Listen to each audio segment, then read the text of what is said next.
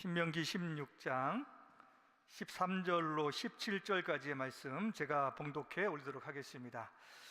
너희 타작 마당과 포도주 틀에 소출을 거두어 들인 후에 이레 동안 초막절을 지킬 것이요, 절기를 지킬 때에는 너와 내 자녀와 노비와 내 성중에 거주하는 레위인과 객과 고아와 가부가 함께 즐거워하되, 내 하나님 여호와께서 택하신 곳에서 너는 이레 동안 내 하나님 여호와 앞에서 절기를 지키고, 내 하나님 여호와께서 내 모든 소출과 내 손으로 행한 모든 일에 복 주실 것이니 너는 온전히 즐거워할지니라. 너희 가운데 모든 남자는 1년에 3번 곧 무교절과 칠칠절과 초막절에 내 하나님 여호와께서 택하신 곳에서 여호와를 배웁되 빈손으로 여호와를 배웁지 말고 각 사람이 내 하나님 여호와께서 주신 복을 따라 그 힘대로 드릴지니라. 아멘. 추수감사절 어떻게 보내야 하는가라고 하는 제목으로 하나님의 말씀을 증거하도록 하겠습니다. 오늘 추수감사 주일입니다. 한 해 동안 인도하여 주신 하나님의 은혜와 사랑에 감사를 드립니다. 한 해 동안 많이 감사할 제목들이 있으신지요? 저는 쭉 이렇게 돌아보니까 올 한 해 참 많은 일들이 있었습니다. 하나님께서 이제 이사도 하게 하시고, 또 자녀들 환경도 다 옮기고, 학교도 옮기고, 또 우리 교회적으로 보니까 우리 교회가 여러분 많이 지난 것 같이 보이지만은 올 2월 달에 이곳에 와서 아름다운 처소에서 함께 또 예배를 시작을 했습니다. 또 새로운 만남과 또 새로운 공부와 교제 가운데에 참으로 많이 웃고 많이 즐거워했던 한 해가 아니었던가, 그런 생각을 하면서 주 앞에 이제 감사를 드렸습니다. 그런데 조금만 우리가 돌아보면은 우리가 유럽에 살고 있잖아요. 유럽에 살고 있으면은 뭔가 달라지는데, 뭐가 달라지느냐? 이제 국제적인 안목이 이렇게 넓혀집니다. 한국에서 듣던 뉴스하고 딱 독일에 와서 듣는 뉴스하고 좀 다릅니다. 모든 국제적인 뉴스를 다 들어요.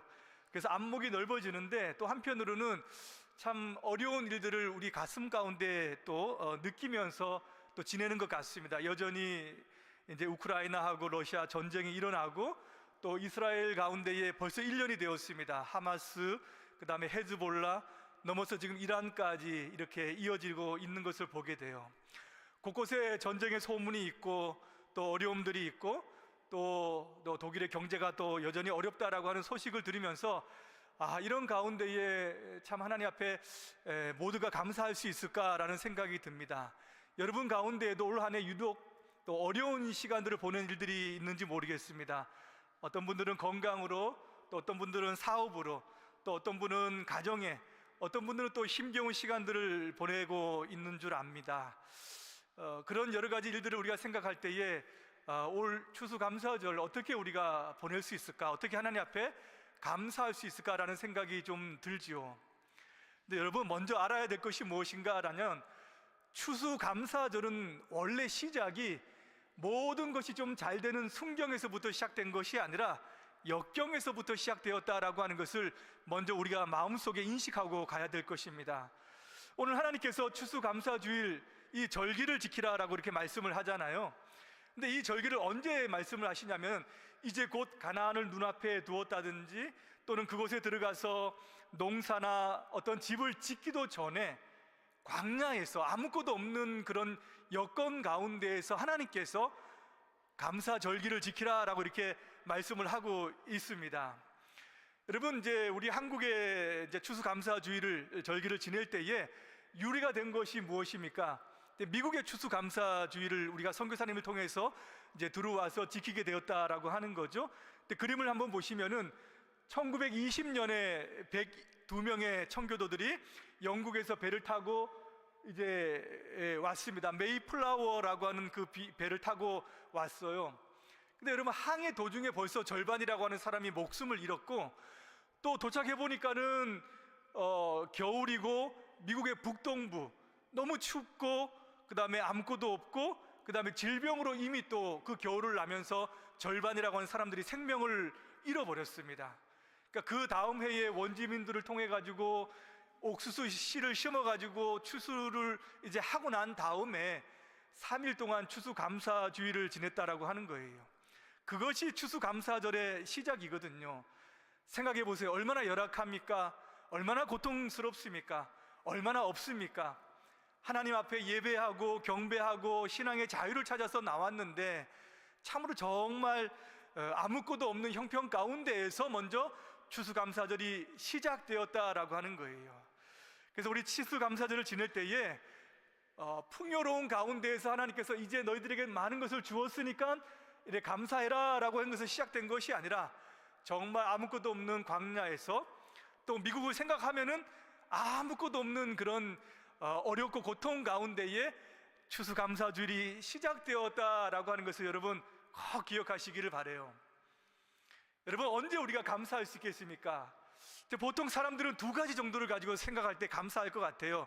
처음에는 스스로 어떤 만족감이 있을 때, 내가 올해 성공했다, 올해 잘 됐다, 올해 모든 것이 좀 편안하다, 내 건강도 많이 좋아졌다 하면서 삶의 조건들이 많이 좋을 때 우리는 감사할 것입니다. 또 타인보다 우리 상대적으로 뭔가 나은 것이 있을 때에 저 사람들이 그렇게 저렇게 불행을 당하는데 그래도 다행인지 모르겠지만 우리는 그런 어려움이 없으니까 일단 감사하지 않은가라고 하는 생각이 들어요. 저 사람들 저렇게 질병을 앓고 있는데 나는 그런 질병에서 이번엔 넘어갔기 때문에 감사하지 않나라는 생각이 들죠. 또 어떤 사람들은 많은 실패가 있는데도 불구하고 그래도 우리는 그런 실패 가운데 있지 않으니까 내가 감사하다라고 우리가 생각을 해요. 일반적으로는 이제 그렇게 감사를 우리가 드리죠. 근데 여러분, 이것이 우리의 감사의 조건이라고 한다면은 정말 순경보다 역경이 많은 이 세상 가운데에서 우리가 어떻게 감사의 조건들을 찾으면서 살아갈 수 있을까요? 순경이라고 하는 것은 잘 되는 것인데 우리 인생을 많이 살아보신 분들 우리 알지만은 역경들이 더 많잖아요. 더 힘겨운 것들이 더 많잖아요. 그런 세상 가운데서 우리가 어떻게 감사를 드릴 수 있는가라고 하는 거예요. 그래서 신자는 누구냐? 역경 가운데에서도 감사의 제목을 찾을 수 있는 그런 사람이 신자인 줄을 믿습니다. 아무것도 없는 그런 황태와 같은 메마른 땅 가운데에서도 하나님께서 주시는 그런 감사의 제목을 찾아서 주 앞에 올려드릴 수 있는 사람이 참다운 신앙의 사람이요 또 신자인 줄을 믿습니다. 그래서 아무리 어렵더라도 신자는 감사할 수 있어야 돼요. 어두움보다는 빛을 볼 수 있어야 되고 그늘보다는 햇빛을 볼 수 있고 또 부정적인 것이 많다 하더라도 긍정적인 것을 찾을 수 있고 또 불평보다는 작은 것에 감사를 찾아 나갈 수 있는 사람, 그것을 찾고 발견할 수 있는 사람이 우리 신자인 줄을 믿습니다. 어떤 사람들은 비가 오면은 아이고 오늘 땅이 질퍽하겠네 라고 생각하지만 비가 오니까 운치 있다 옛 생각이 나는데 이렇게 마음을 가지는 사람들이 있지요. 또 어떤 사람들은 장미를 보면은 가시를 먼저 보기도 하지만 우리는 빛깔을 보고 아름다운 그 장미를 보면서 우리 마음의 아름다운 것을 생각할 수 있을 줄 믿습니다. 오늘 추수감사주일 어떻게 보내야 하는가 생각하면서 우리 말씀을 통하여서 명하신 하나님의 내용들을 조금 살펴보고자 해요. 첫 번째는 여러분, 무엇보다도 먼저 우리가 감사할 것은 참 구원의 은혜다라고 하는 것을 꼭 잊어버리지 않아야 될 줄로 믿습니다. 우리 13절을 한번 보겠습니다. 너희 타작마당과 포도주 틀에 소출을 거두어 들인 후에 2일 동안 초막절을 지킬 것이요 라고 이렇게 말씀합니다. 이때는 이스라엘의 모든 그런 과일과 모든 추수가 다 끝나서 이제 거두어 들인 때예요. 그래가지고 뭐라고 하면 수장절이라고 하기도 해요. 수장절, 거두어서 저장한다라고 하는 그런 의미이죠. 한 해 추수를 다 마감했습니다. 창고에 먹을 것이 가득합니다. 마음이 아주 기쁩니다. 근데 하나님께서는 그 모든 것들을 뒤로 하고 너희들 초막절을 지켜야 돼 라고 말씀을 하고 있어요. 이건 무슨 말이냐면 집과 나뭇가지들을 다 이렇게 주워 가지고 초막을 만들어서 거기에서 7일 동안 1일 동안 지내라 라고 이렇게 하는 명령을 지금 하고 있습니다. 아니 풍성한 게 이렇게 많은데 기뻐하고 즐거워해야 되는 것을 일단은 조금 내려놓고 먼저는 초막에 들어가서 거하라라고 하는 말씀을 하고 있다는 거예요. 그래서 지금도 유대인들은 아파트에 살다가도 이 초막절이 되면은 마당 앞에 나가가지고 초막을 짓습니다. 그리고 가까운 들판에 나가가지고 가르텐에 가가지고 이제 초막을 짓고 거기서 7일 동안 지내고 있는 거예요. 여러분, 이렇게 하나님께서 명하신 그 이유가 무엇이겠습니까? 너희들이 애굽에 노예되었던 곳에서 나와서 그 광야길을 걸었다라고 하는 것을 잊지 말라 하는 거예요. 분명한 그 구원의 은혜를 망각해서는 안 된다라고 하는 말씀을 하고 있는 겁니다. 레위기 23장에도 이 초막절에 대한 내용이 많이 말씀을 하고 있는데, 마지막에 뭐라고 말씀하시냐면 레위기 23장 43절에서 내가 이스라엘 자손을 애굽 땅에서 인도하여 내던 때에 초막에 거주하게 한 줄을 너희 대대로 알게 함이니라.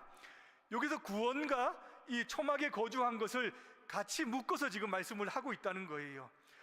이들에게 초막은 곧 뭐냐면은 하나님의 구원을 생각하게 하는 그런 기간이고 그런 장소가 되는 것입니다. 너희들 가운데 구원이 없었다면은 이런 많은 풍요로움, 이런 곡식, 이런 과일, 이 모든 것, 이런 것들을 너희들이 얻을 수 있겠느냐라고 묻고 있는 거지요. 구원이 없었다라고 하면 너희들은 애굽에서 여전히 종이 되어서 노예로 너희들은 생애를 마감했을 것이다 라고 말씀을 하고 있는 거예요. 그러니 감사의 시작은 무엇입니까? 구원이 되어져야 되는 것이지요. 여러분, 예수 그리스도의 구원이 없었다라고 한다면 여러분 인생이 어떻게 되었을 것입니까? 어떻게 풍성한 삶을 살든지, 여전히 많은 것들을 누리든지, 마음에 여유가 있든지 건강하든지 상관없이 허무한 인생 가운데 인생을 마감할 수밖에 없는 것입니다. 로마의 사상가였던 치체로는 그렇게 말해요. 굉장히 뛰어난 사람이고 탁월했던 사람인데 뭐라고 이야기하냐면, 이 세상 제일 큰 행복이 뭐냐? 이 세상에 나지 않는 것이요, 그 다음 가는 행복이 있다면 어서 빨리 이 세상을 떠나는 것이다. 야, 이게 뭐가 없습니까? 여기에는 인생의 가치, 삶의 의미, 이런 게 자체가 없는 거예요. 안 태어나는 게 좋고 태어났으면 빨리 죽는 게 좋다라고 하는 것을 이야기하는 것이죠. 많은 사람들이 사실은 이런 허무함 가운데에 인생을 여전히 살아가고 있어요. 여러분, 한국의 평균 자살률이 하루에 38명이 목숨을 잃는다고 해요. 10년 동안 120%가 증가했고요, 10대부터 30대까지 사망 원인의 1위가 바로 자살이라고 이렇게 이야기합니다. 남자가 여자보다 2배나 많대요. 여자들이 끈기가 있어요. 생에 아주 남자들은 약합니다. 불쌍히 여겨주셔야 됩니다. 독일도 하루에 9.5명이 자살을 하고요, 미국도 14.5명이 자살을 한다는 거예요. 왜 그렇습니까? 삶의 의미가 없기 때문이에요. 자신의 존재의 가치를 찾지 못하기 때문에 지금도 스스로 목숨을 끊는 그런 일들이 있다라고 하는 것이, 인생이라고 하는 것은 하나님으로부터 삶의 가치를 추구하는 존재고, 그것을 발견할 때에 인생의 모든 어려움도 위기도 잘 극복할 줄을 믿습니다. 여러분, 2차 세계대전 때에 아우슈비츠 그 수용소에서 살아남았던 빅터 플랑크라고 하는 유명한 사람이 있어요. 이 사람이 그곳에서 심리학자이기도 하고 의사이기도 한데, 그곳에서 사람들을 이렇게 관찰했다고 합니다. 근데 어떤 사람들이 살아남고 어떤 사람들이 죽느냐, 정말 그곳은 살아남기 어려운 그런 곳인데도 불구하고 거기에서 삶의 의미를 찾지 못하는 사람들은, 당장 죽을 것처럼 살아가는 사람들은 결국 죽더라는 거예요. 그런데 그 가운데에서도 작은 것들 가운데 삶의 소중함, 작은 꽃들을 보면서 기뻐하고 그 생을 귀하게 여기고 소중하게 생각하는 사람들이 결국은 살아남더라라고 하는 것을 이 사람이 보고 결론을 내렸다는 거예요. 그래서 죽음의 수용소라고 하는 그런 책에서 그렇게 생활의 경험을 정리합니다. 우리 인생 가운데에 여러분, 자신의 일에 의미를 부여하십시오. 습관적인 불평을 극복하십시오. 삶의 순간순간 의미를 발견하십시오. 여러분, 과정이 결과보다 중요합니다. 과정을 소중히 여기면서 살아가십시오 라고 이렇게 이야기했다는 거예요. 이 추수감사절에 많은 풍요로운 가운데 여러분, 가장 먼저 생각해야 될 것은 내 인생의 존재 가치입니다. 내가 얼마나 하나님 앞에서 귀한 존재인가, 나는 구원받은 백성이구나, 내가 하나님의 소유인 것을 먼저 잊지 않고 그것에 감사하는 여러분 되시기를 바라요. 제가 처음에 읽었던 시편 100편 3절에서 이렇게 얘기합니다. 여호와 우리 하나님이신 줄 너희가 알지어다. 그는 우리를 지으신 자시요 우리는 그의 것이니 그의 백성이요 그의 기르시는 양이로다. 우리는 하나님의 것입니다. 우리는 주님의 것입니다. 우리는 하나님 나라의 백성입니다. 그걸로 우리의 인생은 충분히 가치가 있고 언제나 또 이 추수감사절에 하나님 앞에 감사드릴 것이 충분한 줄 믿습니다. 다음으로는요, 이 추수감사절에 우리가 합당한 예물로 주님 앞에 드려야 한다는 점이에요. 우리 15절부터 16절 17절 한번 같이 읽어보겠습니다. 시작. 너희 가운데 모든 남자는 1년에 3번 곧 무교절과 칠칠절과 초막절에 내 하나님 여호와께서 택하신 곳에서 여호와를 배웁되 빈손으로 여호와를 배웁지 말고 각 사람이 내 하나님 여호와께서 주신 복을 따라 그 힘대로 드릴지니라. 빈손으로는 안 되고 주신 복을 따라서 힘대로 드리라 라고 이렇게 말씀하고 있습니다. 출애굽기 23장 19절에도 뭐라고 말씀하냐면 내 토지에서 거둔 처음 열매에 가장 좋은 것을 가져다가 하나님께 드리라 라고 이렇게 말씀을 하고 있는 거예요. 여러분, 감사라고 하는 것이 무엇입니까? 하나님의 은혜를 아는 것을 이야기하는 것이고 하나님의 은혜를 아는 것에 대한 우리의 마음의 표현이다 라고 말씀하고 있어요. 데살로니가 전서 3장 9절에 사도 바울은 데살로니가 교회에 대해서 이렇게 얘기합니다. 너희를 위하여 어떠한 감사로 하나님께 보답할까? 하나님께 보답하는 것이 우리의 감사다라고 이렇게 말씀을 하고 있어요. 요게 가장 좋은 것, 요게 물질, 그 힘대로 이렇게 이야기하지만은 이것은 전부 다 무엇을 의미하냐면 내 자신을 대표하는 것입니다. 나에게 가장 좋은 것, 내 생명을 대표해서 하나님께 드리는 거예요. 그러니까 내 인생의 헌신, 하나님을 위한 수고, 봉사, 전도, 기도, 섬김, 이 모든 것들이 전부 다 이 물질을 대표해서 하나님께 드려지는 것입니다. 하나님께 드려지기 위해서 어떠한 것이 필요하냐? 여러분, 18세기에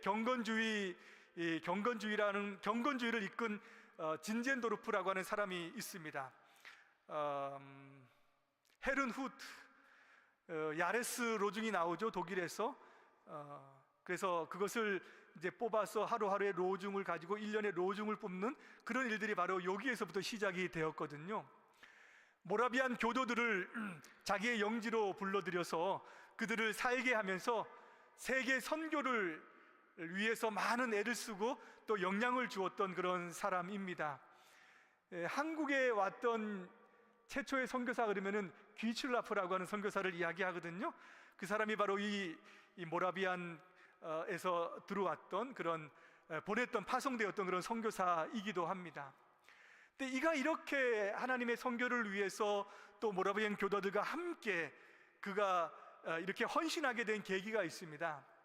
한 번은 박물관을 방문했는데 예수님의 그림 앞에 섰어요. 도메니코 페티라고 하는 사람이 그렸던 그 이제 에체 호모라고 하는 그런 제목의 그림입니다. 도메니코 페티라고 하는 사람은 17세기에 이 성화를 많이 그렸던 사람입니다. 여러분 한번 보신 적이 있어요.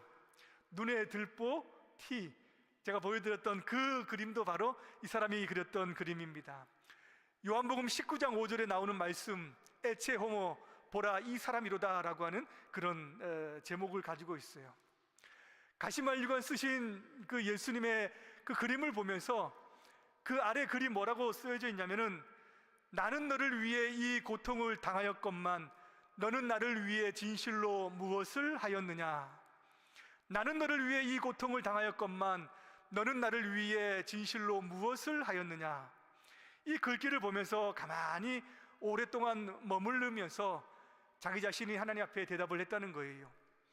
오랫동안 당신을 사랑했지만 당신을 위해 행한 것이 없습니다. 앞으로는 당신이 이끄는 어떤 것이라도 행하겠습니다 라고 이렇게 하면서 자신의 헌신을 결단했다라고 이렇게 이야기합니다. 제가 말씀을 드리고 싶은 것은, 여러분, 헌신을 하기 위해서 또는 하나님 앞에서 감사로 나아가기 위해서는 잠시 멈춤이 있어야 됩니다. 내게 오는 모든 것들, 내 인생에 있는 것들이 있잖아요.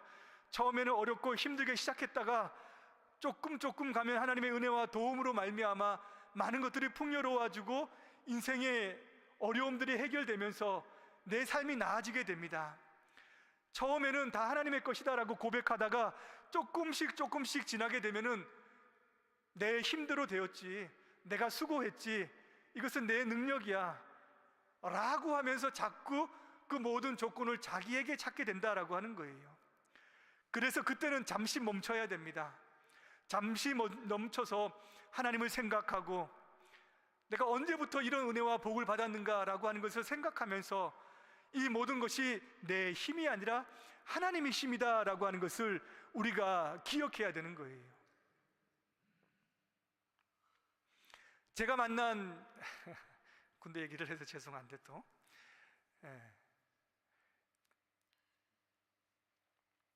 여단장님이 한 분 계셨는데 원스타입니다. 별이 하나인데 그분이 이야기를 해요. 살아오면서 자기 자신이 어기지 않는 한 가지가 있는데 그게 뭐냐? 하루에 1시간은 자기 자신을 성찰하고 꼭 돌아본다라고 이렇게 이야기를 합니다. 그래서 이렇게 바쁜데 어떻게 하루에 1시간을 돌아봐? 얼마나 우리가 말하자면은 굴르는데, 뺑이를 치는데 잘 시간도 없는데 어떻게 1시간을 우리가 1시간씩이나 10분도 없다, 속으로 제가 그랬던 적이 있습니다. 나중에 교회를 가니까 이분이 교회를 다니시더라고요. 집사님이셨어요. 그래서 이분이 했던 그 1시간이 무엇이냐? 바로 하나님 앞에서 자기 자신의 인생을 성찰한다는 거예요. 내가 이제까지 올라오면서 이 모든 것이 누구의 은혜인가? 누구 손에 의해서 여기까지 왔는가라고 하는 것을 날마다 잊지 않고 기억하면서 왔다는 거예요. 그 사람이 결국은 3스타까지 하고 예편했다라고 하는 것을 제가 보았습니다. 결국은 내 인생의 모든 것이 복을 주는 분이 바로 하나님이구나 라고 하는 것을 생각했다라고 하는 거죠. 여기 15절에도 보면은 모든 것을 내 손으로 행한 일에 복 주실 것이니 라고 하면서 미래적인 말씀을 하고 있습니다. 과거에 올 한 해의 그 감사가 아니라 이제 앞으로도 주실 그 복을 인하여서 하나님께 감사한다라고 하는 거예요. 바로 복의 근원은 하나님이시기 때문에 우리 모든 감사의 동기가 물질이 아니라 바로 하나님이 되셔야 된다라고 하는 것을 말씀하고 있는 것입니다. 우리 인생의 모든 복의 근원이 하나님이신 줄 믿으시기 바랍니다. 마지막으로 여러분, 모두 함께 즐거워하는 것이 바로 이 절기입니다. 다 함께 즐거워해야 된다는 거예요. 14절에 보면은 절기를 지킬 때에는 너와 내 자녀와 노비와 내 성중에 거주하는 레위인과 객과 고부와 가부가 함께 즐거워하되 라고 이렇게 말씀을 하고 있습니다. 여러분, 이스라엘 백성들은 추수할 때에, 곡식을 거둘 때에 규례가 있습니다. 어떤 규례가 있을까요? 레위기 19장 9절 10절 말씀 다 같이 한번 읽어보면은, 너희가 너희의 땅에서 곡식을 거둘 때에는 너는 밭 모퉁이까지 다 거두지 말고 내 떨어진 이삭도 줍지 말며 내 포도원의 열매를 다 따지 말고 내 포도원에 떨어진 열매도 줍지 말고 가난한 사람과 거류민을 위하여 버려두라. 나는 너희의 하나님 여호와니라. 어떻게 하라 그럽니까? 다 거두지 말라고 말씀합니다. 밭 모퉁이는 남겨두고 이삭도 다 거두지 말고 남겨두고 포도원의 열매도 다 따지 말고 남겨두고 떨어진 열매 그대로 다 줍지 말고 남겨두고, 이것은 가난한 사람들과 객과 가부와 고아를 위한, 그들을 위한 몫으로 남겨둘 것을 말씀을 하고 있습니다. 이것은 추수감사절에 그들을 동정하라라고 하는 말씀이 아니고, 이 추수감사절기는 개인의 절기가 아니라 모든 공동체의 잔치요, 모든 공동체의 절기다라고 하는 것을 가르쳐주고 있는 것입니다. 첫 미국 추수감사절을 마찬가지로 이 원주민들을 다 불러가지고 3일 동안 함께 먹고 즐거워했던 그런 내용들이 있었던 것이죠. 여러분, 한국 추수감사절 절기의 특징들을 제가 쭉 살펴보니까는 그 역사 기록 가운데 좀 특이한 건 뭐냐, 이 절기의 예물은 전부 다 해외 선교를 위해서 다 드려졌다라고 하는 점들이 나타나더라고요. 바로 이 정신을 잘 이어받았다라고 하는 것으로 제가 생각이 되어집니다.